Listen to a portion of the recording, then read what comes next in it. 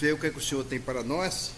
Para mim é sempre uma alegria. Eu gosto muito não tem muita coisa não, um pouquinho que tem, eu gosto de repassar para as pessoas. Mas nós vamos dar continuidade à leitura do capítulo 35 de Jeremias. Vamos ler do versículo 13 em diante, continuando aquela leitura lá. Aliás, eu vou começar do 12, que é onde ele parou, né? Porque é onde começa o parágrafo. Então veio a palavra do Senhor a Jeremias dizendo: assim diz o Senhor dos Exércitos, o Deus de Israel: vai, diz aos homens de Judá e os moradores de Jerusalém: acaso nunca aceitaste a minha advertência para obedecer às minhas palavras? Diz o Senhor. As palavras de Jeremias, de Jonadab, filho de Recabo, que ordenou a seus filhos que não bebesse vinho, foram guardadas, pois até o dia de hoje não beberam antes e nem depois as ordens e cumprindo as ordens de seu pai. A mim, porém, que comecei de madrugada, veja só como Deus está dizendo aqui, a mim que comecei de madrugada, vos tenho falado e não me obedeceste. Começando de madrugada, vos tenho enviado todos os meus servos, dizendo: convertei-vos agora, cada um do seu caminho, fazei boas as vossas ações, e não siga outros deuses, para servi-los. Assim ficareis na terra que vos dei aos vossos pais, que dei a vós e aos vossos pais, mas não me inclina o ouvido, nem me obedece a mim. Viste que os filhos de Jonadab, filho de Recabo, guarda o mandamento do seu pai, que ele lhes ordenou, mas este povo não me obedece. Por isso, assim diz o Senhor, o Deus dos exércitos, Deus de Israel: eis que trarei sobre Judá e sobre todos os moradores de Jerusalém todo o mal que falei contra eles, pois lhes tenho falado e não me obedecem. Clamei e eles não responderam. A casa dos recabitas, diz o Jeremias: assim diz o Senhor dos exércitos, o Deus de Israel: pois que obedeceste o mandamento de Jonadab, vosso pai, e guardaste todos os seus preceitos, e tudo fizeste segundo vos ordenou. Por isso, assim diz o Senhor dos exércitos, Deus de Israel: nunca faltará homem a Jonadab, filho de Recabe, que está na minha presença. Amém? Antes de qualquer coisa, eu quero perguntar para vocês o seguinte: quem sabe quem eram os recabitas? Qual era a função deles? De onde vieram eles? Creio que todo mundo já leu isso, né? Todos os leitores da Bíblia já leu isso aí, que Moisés, quando ele saiu do Egito, ele levou um misto de gente, quer dizer, pessoas que não eram exatamente judeus, pessoas que não eram israelitas, mas eram amigos deles. E ele levou alguns junto com eles, com a permissão de Deus. Eu acho que teve uns que foi pedra de tropeço, né? Teve uns que só foi um calo no sapato do coitado de Moisés. Até porque desistiu pelo caminho, voltou, e aí foi morto depois. Se vocês voltar lá atrás, vocês vão ver. Agora, os recabitas era um desses que não eram judeus, mas que tinha sido levado do Egito, também era escravo lá, tinha sido levado do Egito: deixa nós ir com vocês. Aí eles deixaram e eles foram. Recabe era um cara que Deus escolheu para ser o mensageiro. Ele não era israelita, ele não era judeu, ele não era o povo escolhido, mas Deus o aceitou. Você vê como é que eu acho tão interessante a gente meditar nisso? Porque desde lá do começo, Deus já vem anunciando que, né? Que está lá em João capítulo 1, né? Versículos 11 e 12. Veio para o que era seu, os seus não recebeu. Agora todos quanto recebeu, deu-lhe o poder de ser feitos filhos de Deus, a saber, os que creram no seu nome. Pouco importa de que nação que é, pouco importa de que raça é, aceitando a Jesus, então ele é incluído. Deu-lhe o poder de ser feito filho de Deus. Isso já vinha sendo anunciado desde a história do povo antigo, desde o começo, com Deus, desde Abraão, e aí vai indo para trás. Você vai descobrindo que Deus já vem fazendo a manifestação. Eu tenho um povo que eu escolhi para ser o meu povo, mas esse povo vai rebelar, mas vai vir povo, e Isaías falou sobre isso, um povo que não era meu povo, eles vieram a mim e foram recebidos. Então, os recabitas, sabe quem era? Ó, eu vou contar, resumir aqui, porque o tempo corre, né? Eu vou resumir. Os recabitas foram um desses que vieram com Moisés e Deus teve a aprovação. Se bem que nós temos muitos outros. A última vez que nós falamos aqui, nós falamos sobre muitas dessas pessoas que não faziam parte do povo e fizeram a grande diferença. Os recabitas, eu quero dizer para vocês hoje, eles fizeram a diferença.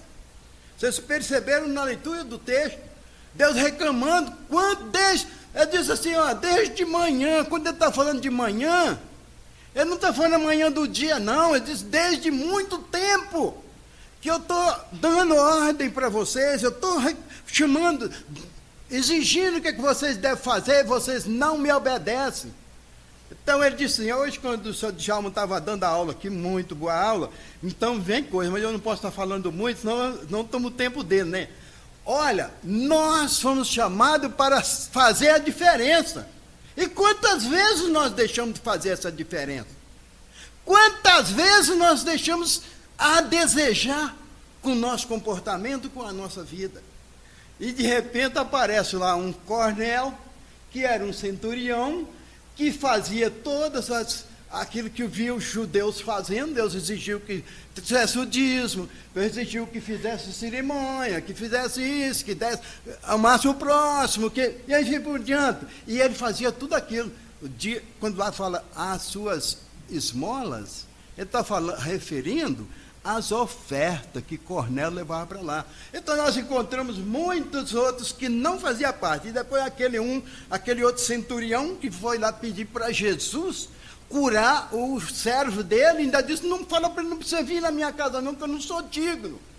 A humildade, eu não sou digno, manda com uma palavra, meu filho já fica curado, meu jovem, meu servo já fica curado. E agora nós estamos aqui diante dos recabitas. Sabe quem era o recabita? Agora eu vou explicar quem era ele. Então Deus usou o recabita para ser um espia em Israel. Israel tinha que atacar uma cidade. Então o povo judeu era tudo conhecido, bastava ver um judeu e opa, aquele ali diz que eles tinham uma diferença, um diz que é corcunda, né? Você vê quando eu fico vendo o Silvio Santos ali, que ele é tudo corcunda, ele é filho de judeu, né? Então, diz que os judeus é corcundo, outros diz que ele tem outro problema, cada um tem uma identificação. Então bastava ver um judeu que já identificava, isso aí é judeu. Então Deus usou o recabita, o recado, para ser um espia de Israel. Entendia sorrateiramente, entrava naquela cidade lá como se fosse um forasteiro, e de lá ele fazia espionagem. E depois ele chegava e dizia para eles, olha, eles estão preparados para te atacar, a hora que você chegar por ali, ele vai atacar. Vocês dão a volta por lá e chegam por outro lado, que eles não vão. Ou vocês passam por outro lado, que vocês enganam ele. Então ele chegava, entrava na cidade, né? Ele não era judeu, ele não era israelita. Então ele entrava na cidade, ninguém nem percebia, era um forasteiro, e ele fazia espionagem. Olha, Deus usa até os demais. Quando você vê assim, fala que o próprio Herodes lá, tá, né? O rei da Síria também lá, Deus chama de meu servo. Deus escolheu aquelas pessoas para fazer alguma coisa, mesmo que seja pedra de tropeço. Escolheu Judas para ser o traidor, que é para fazer a diferença, mesmo que seja uma diferença negativa, mas tem que fazer a diferença. Os recabitas fizeram a diferença. O que eles fizeram? E Deus chamou e mandou e fez um teste com eles. Leva eles para lá e põe um vinho e oferece para eles. Diz não. Sabe quantos anos fazia que eles estavam seguindo aquele conceito? Um mandamento humano. Eu diz assim, era um conceito humano, não tinha nada, não foi Deus que deu aquele conceito. Foi simplesmente o servo que foi usado por Deus e ele se achou tão importante que isso ele fez um propósito. Nós não vamos tomar vinho, nós não vamos ser proprietário de terra, nós não vamos plantar vinha, nós não vamos ter casa para morar, nós vamos morar em tendas, porque nós somos forasteiros. Quer dizer, nós estamos no grande privilégio ainda, sendo amparado por Deus. Eles não quiseram nada, fizeram um propósito. Hoje, nós vemos até pessoas que o dia que eu fui daqui, eu fiquei tão triste, que eu descobri num ônibus, nós ia viajando, eu sempre faço amizade com as pessoas dentro de ônibus, eu gosto de viajar de ônibus, converso com um, converso com o outro. De repente descobri um pastor desviado, e de repente ele falou, eu era pastor aqui nessa região, esse mundo todinho conhece tudo isso aí, eu era pastor, mas depois eu pisei na bola e agora eu estou... Falei, meu Deus... E de repente, quando eu cheguei em Belo Horizonte, aquele homem tinha um péssimo testemunho. E ele conhece até o meu cunhado, que mora lá em Marcelândia, ele conhece um monte de gente por aí, eu só não tomei o nome dele, que é até bom para mim não citar, né? Que eu não tenho autorização para isso. Mas eu fiquei tão triste, eu falei, meu irmão, por que você faz isso? Se você foi chamado para essa obra, então não seja uma pedra de tropeço. Quando nós chegamos em Belo Horizonte, 4 horas de atraso por causa dessas manifestações, o homem estava bravo, porque ele estava com vontade de descer lá do ônibus e ir lá, descer o cacete nos manifestos lá. Eu falei, meu Deus, que comportamento. Mas Deus usa. Às vezes tem pessoas dentro da nossa igreja que se chama pelo nome de Deus, mas que não dá testemunho, não faz diferença. E um outro lá fora faz a diferença. O recabita se sentiu tão privilegiado por ter escolhido, né, o Recabe lá, o pai de Jonadab.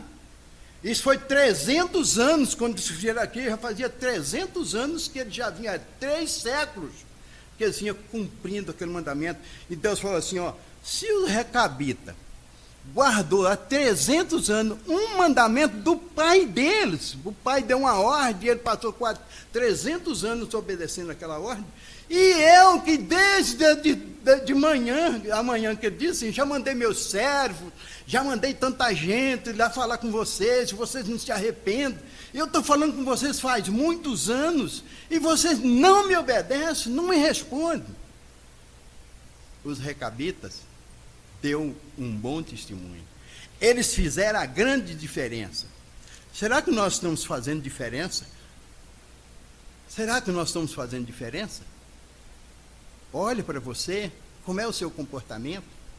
O recabita abriu mão de tudo, não queria propriedade, não plantava vinha, não fizeram casa. Hoje todo mundo quer morar numa casinha boa, todo confortável, eles faziam um barraco lá, morar em tendas, dormindo no chão mesmo, para obedecer o mandamento do próprio pai, que não era nem um mandamento de Deus. E Deus pegou aquilo lá e falou assim, traz o recabita aqui que eu vou fazer uma prova com eles. Traga ele aqui. Botou uma mesa lá cheia, encheu os copos de vinho e falou para eles, toma o vinho. Ele falou, não, nós não tomamos vinho. Poxa, nós estamos guardando o mandamento do meu pai. Deus falou assim, olha para esse cara, esse merece ser abençoado.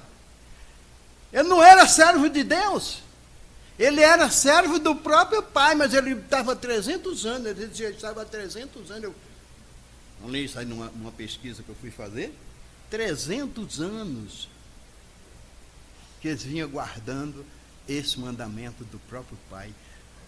Irmãos, eu já li, eu não lembro, já corri atrás, mas não acertei. Mas tem um versículo, um texto aí, se você descobrir, passa para mim, que eu quero relembrar, que eu não estou tendo tempo de pesquisar muito, não. E ele diz assim: porque aquele povo, cujo Deus não é Deus, eles são muito mais fiéis ao Deus deles, que não é Deus, do que vocês, que é os meus servos, que sabem que eu sou, disse Deus, né?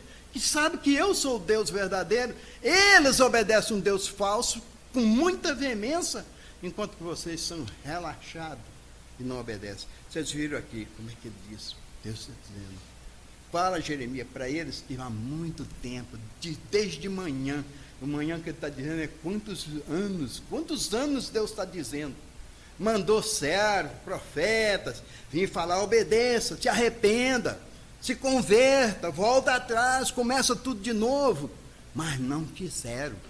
E esse homem aqui, ó, essa nação aqui, esse povo que não é nem meu povo, está dando o maior exemplo de vida, fazendo a diferença, ensina-nos a fé, combinando com a obediência. E olha, todo meio de bênçãos, as pessoas às vezes nem falam muito sobre isso, né? Mas todo meio de bênção é a obediência. Nem todo que diz Senhor, Senhor entrará no meu reino, mas aquele que faz a vontade do meu Pai que está no céu, esse sim entra. Então, ó, tudo depende de obediência. Às vezes Deus está dizendo para você, não, você vai morar numa tenda. Não, eu quero um palácio, todo mundo mora num ótimo apartamento, bem arrumado. Você tem que andar de pé. Não, eu quero um carro. As pessoas nunca estão satisfeitas com aquilo, porque ninguém quer se humilhar. Para outro lado, aí você pode dizer assim, mas Deus não falou para mim morar em um barraco, né, numa favela. Deus não falou isso para mim, Ele não falou. Porque se Ele falar, você não vai querer mesmo. Então as pessoas têm que ouvir pessoas dizer que Deus é injusto. Você lê Malaquias 3, lá onde fala sobre dízimo, né? Mas do versículo 18 em diante, então ele fala sobre isso. Então o povo diz, olha aí, ó, o povo que os judeus, né, que não obedece a Deus, eles prosperam, eles se crescem, eles têm fartura, têm tudo em conta. E nós que nos martirizamos aqui obedecendo a Deus, nós não temos quase nada. Eles são muito mais felizes do que nós. Você já leu isso? Se você lê para você ver como é que o povo está dizendo. E aí o Senhor disse, e aí é que se vê a diferença entre o que serve e o que não serve a Deus. O que não serve a Deus, ele tem tudo. Ele prospera, mas é como uma moinha que o vento espalha, como diz o salmista lá. O injusto será, toda a vida dele é como uma moinha que o vento espalha. Você joga para cima, o vento leva embora. O justo não. Ele é como uma árvore plantada na beira do ribeiro, a raiz profunda, e vai buscar água, e ele dá o seu fruto na estação própria, e as suas folhas não caem. Não é assim?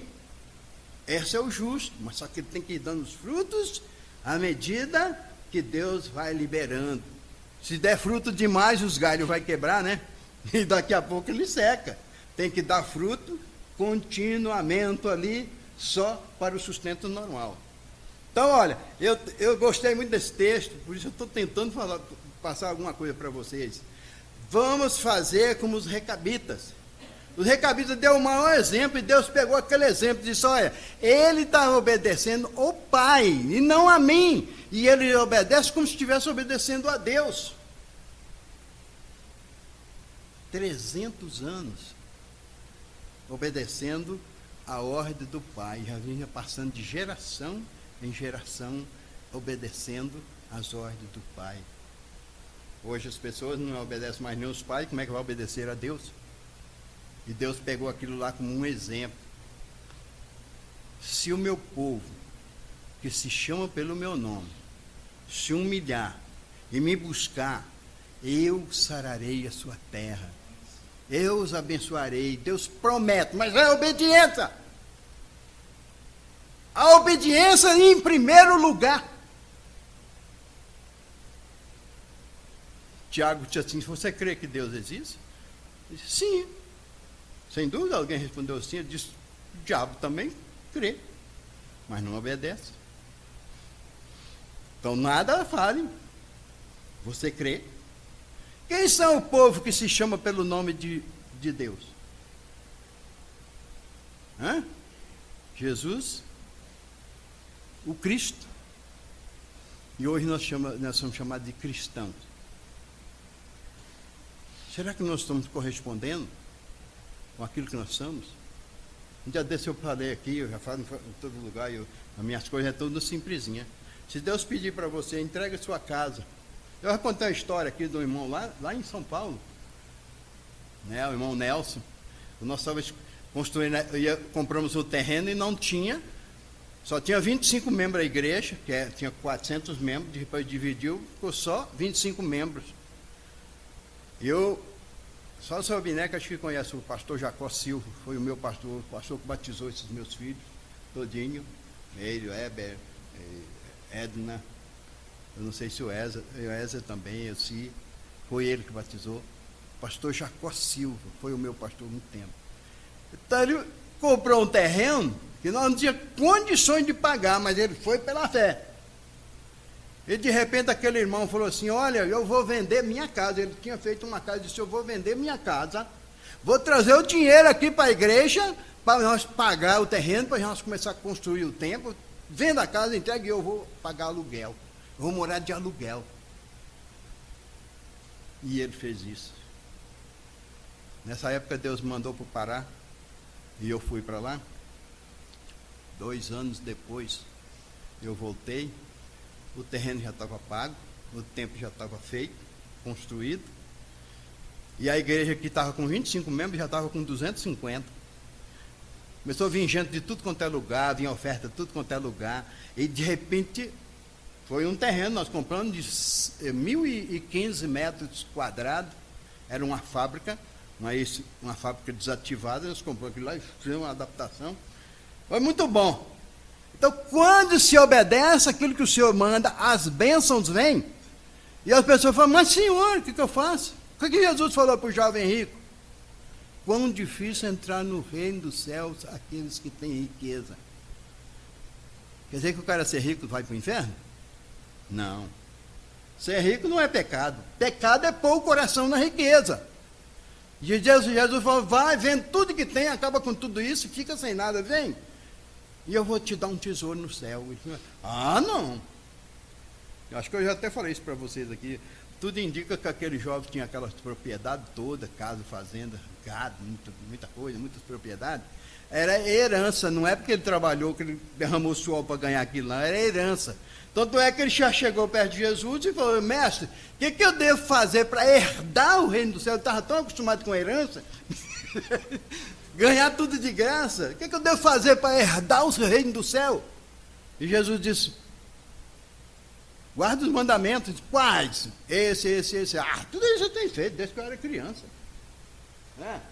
O desleixo, né? E Jesus disse: falta uma coisa ainda. É a obediência total. Abre mão daquilo que vai estar te preocupando. Quantas vezes tem problema na nossa vida e nós sabemos o que é que está fazendo aquilo ali? Você tem que abrir mão. Tem que abrir mão daquilo que está te atrapalhando. Obedecer ao Senhor. Uma vez um pastor pregou aqui, e eu guardo todas as mensagens que a pessoa pega, que vai, encaixa no meu pensamento. Eu sempre gostei daquela posição que ele falou. Quantas vezes Deus chama você e você não entende a voz de Deus? Ele contou a história de Samuel, acho que alguém vai lembrar. E Deus chamava Samuel. Ele corria lá para ele: fala, Eli, o que você quer que eu faça? Ele disse: não te chamei não. Quer dizer, depois Deus chama Samuel, Eli, tu está me chamando. Quer dizer, quantas vezes Deus tem chamado, tem falado conosco, e nós escurecemos tudo. Dia desse, tempo desse, Deus tem um modo de comunicar com cada tipo de pessoas. Comigo eu sei como é que ele fala. Ele fala com voz, e eu chego às vezes até olhar para ver se tem alguém falando perto de mim, desculpa que não é para... Isso vem de Deus, e quando vem de Deus, move a gente, né? Aquela coisa gostosa dentro da gente. Agora, quando é o diabo que fala, arrepia tudo, né? Mas quando é Deus que fala, aquele move a gente assim, a gente fica tudo flutuante. E Deus fala, faz isso. Às vezes é uma coisinha bem simplesinha, gente. Preste bem atenção. Deus começa a falar com você de uma coisa bem simplesinha. Quer que eu conte? Eu vou tomar um tempinho. Posso, pastor? Tomar um tempinho. Eu morava lá no Pará e eu vim ver minha mãe em São Paulo. Mas o dinheirinho era tão pouco, né? Então eu cheguei lá, fiquei lá, segurando. Eu fui no centro da cidade lá, procurar um negócio lá e a barriga estava arrancando de fome. E eu com aquele trocadinho, não posso gastar esse trocadinho não, que é para mim ir embora. Não posso não. E aí eu já estava quase tremendo de fome, mas eu não ia gastar aquele dinheirinho não. De repente eu cheguei no ônibus para ir embora, voltar para casa. Quando eu pus o pé no estribo assim, do ônibus para subir, Deus falou para mim assim, se você não gastar esse, eu não te dou outro. E eu com o dinheirinho no bolso, igual estou, uma merrequinha aqui, né? Um pouquinho aqui, né? Igual eu estou aqui agora. E eu segurando, não, isso aqui é o único recurso que eu tenho, porque eu não estava confiando em Deus. E Deus falou assim, se você não gastar esse, eu não te dou outro. E eu, pá, botei o pé para trás, não tinha ninguém fazendo comigo, fui na lanchonete, pedi um lanche, tal, arrumei tudo, enchi a barriga, né? Aí fui subir no ônibus. Quando eu cheguei na casa, onde eu tinha que estar, na casa da minha irmã, ela falou assim, olha, eu fui fazer compra, e sobrou esse dinheiro aqui, eu vou te dar, é um troco que sobrou, eu vou dar para você, muito mais do que aquele que eu tinha. Deus fala com a gente nas mínimas coisas, para você começar a aprender a ouvir. É lógico que ele não vai pedir muito não, ele vai pedir pouquinho, para você acordar. Aí, de repente, me convidaram para dar uma palestra, e eu tinha muita fotografia para mostrar, que eu trabalhava na Amazônia, né? Lá no Transamazônico, pregando o Evangelho. Aí, o que acontece? Eu tinha que dar uma palestra, e eu falei, eu acho que eu não tenho material suficiente, não. Eu vou correr atrás do irmão lá, que tinha ido trabalhar lá, e tirou muitas fotos. Era aquelas, como é que fala? Esqueci, aquelas fotografias que a gente conhecia. Projetor de slide. Até hoje eu tenho elas guardadas em casa. Aí eu falei assim, o que eu tenho aqui é muito pouco, aí eu vou atrás do Afonso lá, que era um presbítero, ele foi estagiar para lá, era funcionário, sei lá do quê. Aí foi estagiar para lá, eu fui lá, uma vez ele não estava, fui na segunda vez ele não estava, e eu perdendo tempo. Quando foi na terceira vez, Deus falou assim, eu não mandei você trabalhar com o que eu dei para o Afonso, não, mandei você trabalhar com o que eu te dei.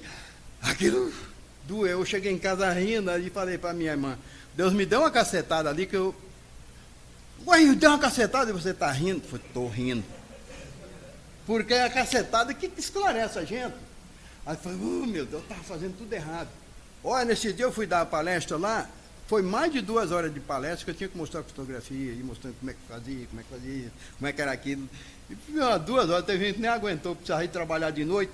Então é aquele negócio, eu vou tomando o tempo de vocês aqui, batendo papo. Então nós temos que estar atento. Deus pode falar com você e você não está ouvindo.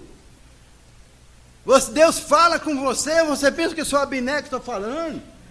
E você tem que estar, o Salmo 25, versículo 14, diz assim, a intimidade do Senhor é para com os que o temem e obedecem. Está vendo? E diz aí, ele continua dizendo, e ele ensinará o caminho que você deve andar, ou seja, ensinará o que você deve fazer. E a gente fica assim, você não tem intimidade com Deus, Deus fala e você não sabe quem está falando. Você ouve som, você não está nem preparado para ouvir som, porque Deus fala com voz, Deus fala com visões, Deus fala em sonhos, Deus fala de cada um, ele falou de um jeito. Se você abrir lá em Hebreus capítulo 1, você antigamente falou Deus aos pais e pelos profetas, mas hoje ele fala através do seu filho. E o filho foi, e hoje ele fala através do seu espírito. E o espírito fala com som. E eu gostei muito disso aqui, que os recabitas, que não era nem povo, foram os que fizeram a grande diferença, e por isso a promessa veio. Deus disse, eu vou Mas tudo que eu falei que vocês iam sofrer, vocês vão sofrer. Diga para o povo judeu, dos judeus, o povo que mora como é que chama lá? Os que moram em Jerusalém, os que moram aqui, o povo que é o povo judeu. Diga para eles que eles, há muitos anos que eles não estão me obedecendo. Tudo que eu falei que ia fazer, eu vou fazer para eles. Vou descer a lenha. Eles vão sofrer. Mas os recabitas, eles não é nem meu povo, mas eles deu uma prova de obediência e, portanto, não vai faltar recabitas aqui, né? Não vai faltar nenhum recabita aqui para poder fazer, ou seja, para dar exemplo. Já imaginou isso? As promessas, aquilo que Deus prometeu que ia fazer, se não obedecer, couro come, mas se obedecer, só é bênção. Então, o melhor meio de bênção que nós temos é obedecer. Tem um presbítero lá em Itaituba, no Pará, que fala assim, o Dário. Tá, clima, as meninas que conhecem o Dário, fala assim, o alfabeto popular aí, da cultura brasileira, é A, B, C, D, né? E o alfabeto do cristão não é ABC, é o obedecer. Obedecer. Então, esse tem que ser o nosso alfabeto. Quer ser abençoado? Então, obedeça ao Senhor. Aquela coisa mais terrível. Deus chega e fala assim, Abraão, sai do meio da tua terra. Ele era fazendeiro, tinha tudo em conta, escravos, tinha tudo em conta. Sai daí, do meio do teu povo, que aí eu não vou poder te abençoar. Sai que eu vou, e vai andando por aí, que eu vou mostrar um lugar que você vai ficar, e lá você vai ser uma bênção. Lá eu vou poder te abençoar. E Abraão largou tudo e saiu, mas só que fez uma besteira, levou um sobrinho junto. Olha, sair do meio da família. E leva um junto. Moisés, quando Deus falou, sai do Egito, ele levou um surto de pessoas, muitas pessoas saíram junto com ele, porque era amigo, né, a base da amizade. Só sobrou alguns, esses que Deus escolheu, que era o exemplo, os recabitas. Teve gente que morreu na desobediência, né? Teve gente que morreu, Deus disse, não rouba nada, mata o povo lá, mas não traga nada. Pegou tanta coisa, trouxe para casa, capa babilônica e aquelas coisas todas, ouro, prata, trouxe e enterrou no meio da terra. Morreu 300 pessoas, a terra abriu a sua boca e engoliu todinho. Eu não estou nem detalhando para vocês, eu sei que vocês conhecem esse texto aí. Por quê? Desobediência. O segredo do sucesso de todos nós é obedecer. Quer ser feliz? Guarde tudo que o Senhor está mandando aqui. Os recabitas, né, seguiram à risca os mandamentos do próprio pai, que não tinha, né, não era nem mandamento de Deus, mas Deus tomou aquilo lá como exemplo. Está vendo aqui? Você está vendo aqui como é que é? Se eles que estão obedecendo simplesmente uma pessoa, é uma coisa, como é que assim, é um mandamento pessoal, não tinha nada a ver com o reino de Deus. Ele diz, está vendo como eles são fiéis? Eu vou proteger essa gente, porque eles sabem o que é obedecer, enquanto que vocês vão entrar.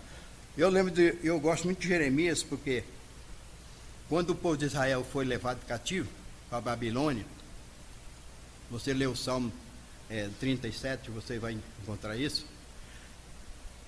Eles lá foram judiados, e Deus disse, porque vocês me desobedeceram, eu vou mandar vocês para o cativeiro, e você só vai sair lá depois de 70 anos. E a Bíblia diz que Jeremias é o profeta chorão. Jeremias chorava o tempo todo pedindo misericórdia para esse povo que estava lá na Babilônia. Eu imagino Jeremias, todo completava um ano, ele punha lá, escrevia lá. 1 ano, 2 anos, 3 anos, 10 anos, tal. Quando já estava lá para o fim, Jeremias morreu sem ver o povo sair, mas passou o tempo. Tem um livro aqui que chama Lamentação de Jeremias. Era Jeremias chorando diante de Deus, intercedendo pelo povo. Por isso ele tomou o nome de profeta chorão, porque só via chorando diante de Deus, pedindo socorro. E ele orava. E eu falei assim, eu imagino Jeremias, todo dia lá arriscava lá, 1 ano, 2 anos, 10 anos, 15 anos. Aí quando já estava bem no finalzinho, já foi um outro. Jeremias morreu antes, foi jogado lá na masmorra, passou um tempo lá, condenado, aquela coisa toda que vocês conhecem da história de Jeremias. Pois ele morreu sem ver o povo sair de lá. De repente, um outro que ficou no lugar dele, foi que pegou e depois olhou e fez as contas tudo direitinho, e entrou na presença do Senhor e disse: ó Senhor, o prazo que tu disse que ia deixar o povo lá é 70 anos, já está completando, está na hora de você agir. E Deus disse: pois agora eu vou agir sim. Foi quando trouxe o povo de volta. Eu estou só passando assim por cima, né? Todo mundo, eu sei que vocês já leram muito isso. Vou trazer o povo de volta. Mas o coitado de Jeremias chorou e não conseguiu ver o povo sair lá da Babilônia. Passar os 70 anos de castigo lá no sofrimento. E o povo gozando da casa deles. Penduraram as harpas lá nas árvores, ficavam lá trabalhando e só olhando. E os caras chegaram: cadê, pai? Canta aquelas músicas que vocês cantam lá em Jerusalém. Cadê aquela música que vocês cantavam lá? Toca essa harpa aí para nós ver. E ele respondeu: como eu vou tocar ou vou cantar louvores a Deus se eu estou numa terra de escravidão? Como é que eu vou ter condições de glorificar a Deus se eu estou na escravidão? Olha, a grande lição para nós. Quando o cristão está em pecado, ele está sem condições de glorificar a Deus. Ele está sem condições de louvar a Deus, porque ele está irregular. E por isso ele tem que fazer o quê? Retornar. Vamos ver que ele diz assim: a casa dos recabitas jamais... Jeremias, aliás, a casa dos recabitas de Jeremias: assim diz o Senhor dos exércitos, Deus de Israel, pois que obedeceste os grandes e guardaste os preceitos e tudo que fizestes segundo vos ordenou. Eles cumpriam direitinho. Então, por isso, assim diz o Senhor dos exércitos, Deus de Israel: nunca faltará homem a Jonadab, filho de Recabe, que está na minha presença. Ele diz: sempre vai ter homens dos recabitas na minha presença, porque os meus não quis me obedecer, e eu vou pegar eles, os recabitas, como exemplo. Você entendeu, irmão? Por favor, pega e estuda isso aqui, corre atrás. É que eu fui pegado hoje de surpresa, eu fiquei sabendo que eu ia dar uma palavra aqui, na hora que eu cheguei na escola dominical. Aí eu tenho que arrumar alguma coisa, né? Então, a gente pegou alguma coisa aqui para falar para vocês. Então, é isso. Eu creio que, como falou para mim, sem dúvida está falando para vocês. Obediência é o fator principal para ser abençoado. Se obedecer, certamente sereis abençoados. Mas se desobedecer, é como diz o irmão de Chalma hoje de manhã, né? Se crer, será salvo, né? E se não crer, não precisa nem dizer nada, né? É o oposto. Se obedecer, certamente será abençoado. E se desobedecer, não precisa nem dizer. A maldição. Certo?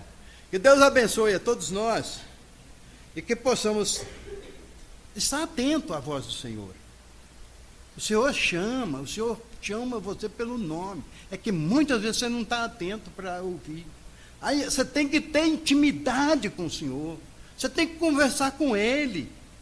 Você tem que se jogar inteiramente. Diz: entrega o teu caminho ao Senhor. Confia nele. E o mais, pode deixar que Ele resolve.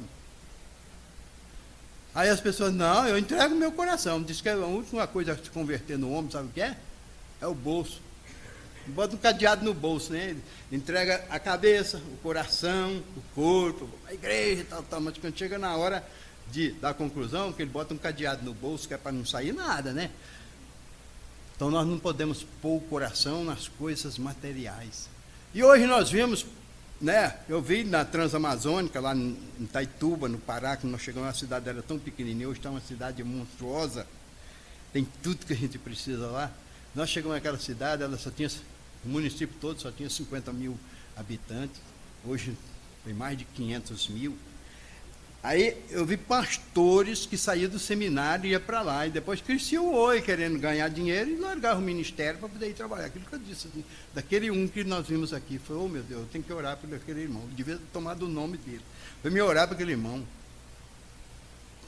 Em primeiro lugar, as coisas material, nós vamos acabar desobedecendo o Senhor. Então faça isso. O espiritual, né? O espiritual, aquilo que eu disse na última vez que eu estive aqui. Jesus não está interessado em curar o corpo. Jesus está interessado em curar a alma. Agora que nós estávamos lá, né, em Minas Gerais, meu genro aí, Gerardo, nós fomos lá na casa da minha prima, estava muito ruim, estava com um tumor imenso que o médico não deu nem de operar no estômago. Aí ele mandou para casa para ela repousar para diminuir, para depois voltar. E nós fomos lá, bora lá orar pela minha prima. Ele falou, nós viemos aqui orar por você. E nós oramos. Agora hoje, ontem ele estava falando, já recebeu a sogra do Maurino. Todo mundo aqui já conhece o Maurino aqui, a maioria. A sogra do Maurino é minha prima. Ela passou uns dias, depois nós fomos lá e oramos.